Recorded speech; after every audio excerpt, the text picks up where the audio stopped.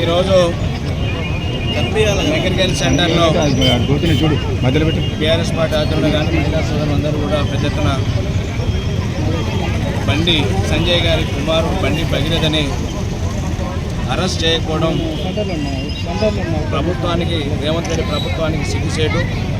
దాదాపు ఈ రోజుకి 7వ రోజు గడుస్తున్నా కూడా రేవంత్ రెడ్డి గారు ఇంటనే దాచిపెట్టినట్టుగా అనేక రకాల అనుమానాలు యూట్యూబ్ ఛానల్ కానీ చాలామందికి అనుమానాలు వస్తున్నాయి. కారణం ఏంటంటే బండి సంజయ్కి రేవంత్ రెడ్డికి ఉన్న ఫెవికాల్ బంధం అనేది అలాంటిది. కాబట్టి ఈరోజు కేసును నీరుగార్చే ప్రయత్నం చేస్తాం. దొంగలు పడ్డ 6 నెలల కుక్కల ముందటిగా 3-4 అయినాక సిట్ వేస్తాడు. సిట్ వేస్తే సిట్లో నీరుగార్చని తప్పితే దాని ఏదో స్పీడప్ పెంచండి కనబడలేదు. ఇవాళ ముఖ్యమంత్రి అనేవాడు ఏమాత్రం శ్రీమునెత్తునంటే మహిళల పట్ల గౌరవం ఉన్నా ఏ రకంగా పట్టుకోవాలంటే క్షణం పట్టదు ఆయన. ఎందుకంటే ఆ రకమైన వ్యవస్థ ఉన్నది. ఇలా మహిళలు అంటే చిన్న చూస్తూ మహిళ మీద అగాత్యాలు జరుగుతున్న ఒక మహిళ మీద జరిగినా కూడా మైనర్ అయినా మేజర్ అయినా మైనరే కదా. మైనర్ అమ్మాయి మీద జరిగినప్పుడు ఈ ప్రభుత్వం ఒక మహిళ వచ్చి నాకు అని ఈ రకమైన వేధింపులకు గురి చేసిండు, మానసిక ఒత్తిడి కావచ్చు, మానవ ఈ రకంగా వేధింపులకు గురి చేసి అని చెప్పి ఆవేదన చేసి పోలీస్ స్టేషన్ పోయి బండి సంజయ్గా కుటుంబ సభ్యులపై మా పిల్లని ఆగం చేసిందని చెప్పి మొరబెట్టుకుంటే బండి సంజయ్ ఈ కేంద్ర హోంశాఖ సహాయ మంత్రిగా ఉండి కూడా మరి దేనికి రక్షణ ఉండో అర్థం కాదు. కానీ కనీసం మహిళలకు అలా గోడు నిలబుచ్చుకుని చెప్పుకుందామంటే వాళ్ళనే ఉల్టా బెదిరించి మరి ఇలా తప్పుడు కేసులు నమోదు చేసే పరిస్థితి ఇలా దిగజారినట్టే ఈ రాష్ట్ర ప్రభుత్వం కానీ కేంద్ర ప్రభుత్వం కానీ చెంపలేసుకోవాల్సిన వస్తుంది. మోడీ గారు వచ్చే రోజు కూడా మరి ఆయనకు తెలుసు బండి సంజయ్ కుమారుడు బండి భగీరథ ఈ రకమైన కేసులో ఉన్నాడన్నప్పుడు బండి సంజయ్ అంటూ వేదిక మీదనే కూర్చోబెట్టారు. బర్తరఫ్ చేసి రావాలి. ఏమాత్రం ముఖ్యమంత్రి సిగ్గుచేరం ఉన్నా మహిళల పట్ల గౌరవం ఉంటే మరి ఆ రోజే మోడీ గారు చెప్పాలి బండి సంజయ్ మీ క్యాబినెట్ నుంచి బర్తరఫ్ చేయండి, ఆ రకంగా అయితే మీ వేదిక మీద కూర్చుంటాం. ఈ రకమైన నీచమైన పిల్లలకు ఒడిగెట్టిన దుర్మార్గుడు ఎంతోమంది విద్యార్థులను కొట్టిండు, మహిళలను వేధిస్తుండు, డబ్బు అహంకారంతో చేస్తుందని చెప్పి ఒక మాట కూడా ముఖ్యమంత్రి గారు కానీ మంత్రులు కానీ బీజేపీ నాయకుడితో ఓడు మాట్లాడుతున్నాడు.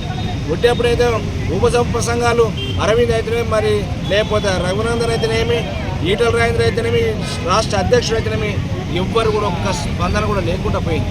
అంటే మహిళలు అంటే ఏ రకమైన చిన్న చూపిస్తారో దీన్ని బట్టి అర్థమవుతుంది. అంటే కేంద్ర శాఖ మంత్రి కొడుకంటే ఒక న్యాయం, మరి పేదవాడి కంటే ఒక న్యాయం జరిగే పరిస్థితిలో రేవంత్ రెడ్డి ఈ ఫెవికాల్ బంధంతో ఇలా సంజయ్ కుమారుని తన ఇంట్లో పెట్టి దాచినట్టుగా ప్రజలకు అనుమానం కలుగుతుంది తప్పితే మరొకటిగా ఏమాత్రం కూడా బీజేపీ వాళ్ళ సిద్ధాంతాలకు మరి కట్టుబడి ఉంటే ఖచ్చితంగా బర్తరఫ్ చేయాలి. సంజయ్ని క్యాబినెట్లో బర్తరఫ్ చేయాలి.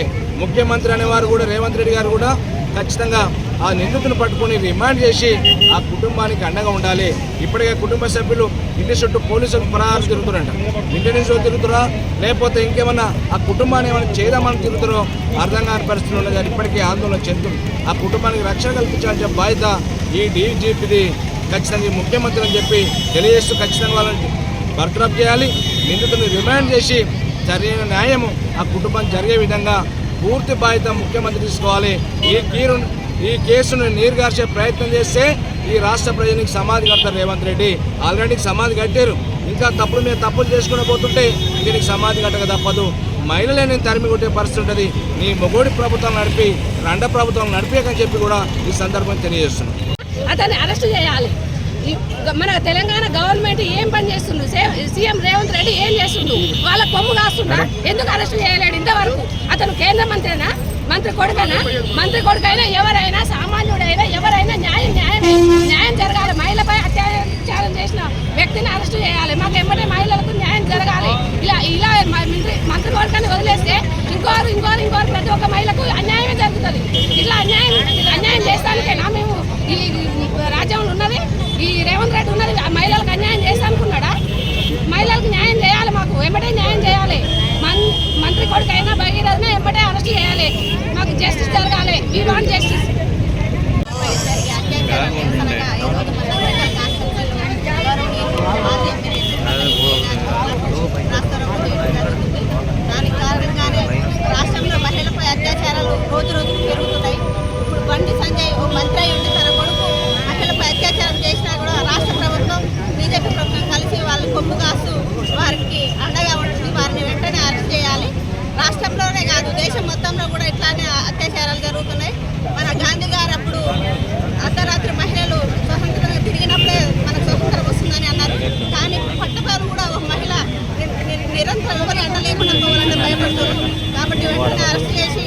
డిమాండ్